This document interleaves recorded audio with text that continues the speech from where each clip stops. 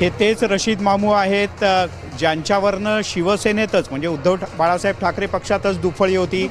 चंद्रकांत खैऱ्यांचं मत वेगळं होतं आणि तरीसुद्धा दानवेंचं मत वेगळं होतं, तरीसुद्धा त्यांना उमेदवारी देण्यात आली होती.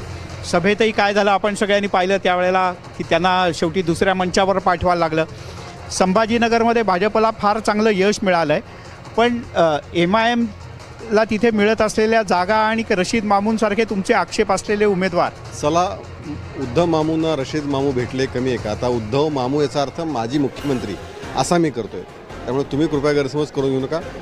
त्यामुळे एका अर्थाने मी हे सगळं आपण बघितलं असेल की उद्धव ठाकरेंची हिंदुत्वाचं एक लक्षात घ्या, तुम्ही हिंदुत्व सोडलं, तुम्ही तुमची विचारधारा सोडली, तर ज्या पद्धतीचं अपयश तुम्हाला 1-1.5 वर्षात 1.5 वर्षाचं मुख्यमंत्रीपद काँग्रेसच्या पाठिंब्यावर मिळालं, पण हिंदुत्व सोडल्यानंतर, तुमची वडिलांची विचारधारा सोडल्यानंतर